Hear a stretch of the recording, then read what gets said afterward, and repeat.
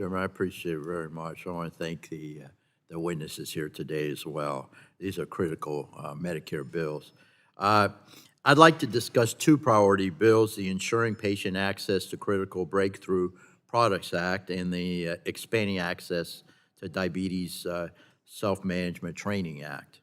Diabetes self-management training, as you know, is a proven tool teaching Medicare patients on how to manage their glucose and insulin levels and generally improve general care for their diabetes. DSMT, I'll call it, is associated with a reduction in risk for diabetes-related death and heart attack, and importantly, leads to improved self-care behavior and wellness, which greatly reduces hospital care costs.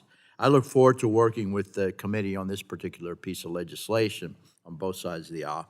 The breakthrough bill would help ensure that Medicare patients have prompt access to the newest and most innovative medical devices and diagnostics that have been approved under FDA Breakthrough Device, the program.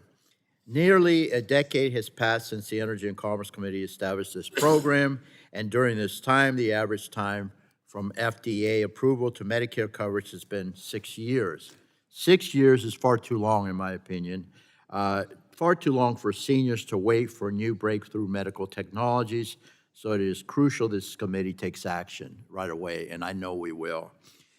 Question number one is for Mr. Ezzo. I hope I pronounced that right. Your testimony discusses the importance of policies that promote device and diagnostic innovation here in the United States. Can you elaborate further on how the Breakthrough Device Bill would preserve U.S. competitiveness? So very important. Please. Well, Congressman, we believe that the Ensuring Patient Access to Critical Breakthrough Products Act would help ensure prompter coverage of breakthrough devices under Medicare, addressing a longstanding barrier in the U.S. healthcare innovation system, that being the delay between FDA approval and Medicare coverage. Such regulatory and reimbursement lags weaken the incentives for firms to invest in high-risk, high-cost devices, and even successful FDA approval may not translate into timely patient access and revenue if there can't be coverage extended via the CMS. I think it's also important to put this in a global context. Medical devices were an industry that the United States long led in. Unfortunately, the medical device industry, kind of like the pharmaceutical industry, is sometimes viewed as like the giving tree in Shel Silverstein terms. When we had the ACA, we imposed a 2.3% medical device tax on the industry. When we look at subject matter eligibility in that field, we find that European and Chinese patent offices extend far more patents to medical devices and diagnostics. And now we have this valley of death between FDA approval and the CMS coverage. We've seen a global market share of this industry fall for the United States. We've even seen the U.S. trade balance globally in medical devices turn negative. So I think what this legislation contemplates is supports the competitiveness of this industry and its ability to bring more products forward for American citizens and seniors. Well, thank you very much. The next question is for Dr. Brenton. We spent a lot of time discussing what products should be eligible for this transitional pathway and what that means for patients.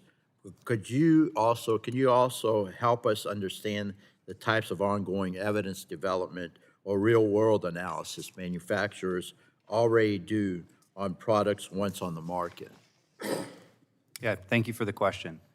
This is from our own experience with the TSET pilot. We went through a CED process leading to an NCD. It was a collaborative process with CMS. We actually identified some gaps in information that needed to be answered. This period of time, this funding period of time, basically provides the opportunity to get the data, basically to reach the reasonable and necessary standard in the Medicare population, and then provides access to those Medicare beneficiaries so they can have access to the technology. So as far as improvements to the system, we think what's happened with TSET has been a very successful first step, but there's an opportunity to do more.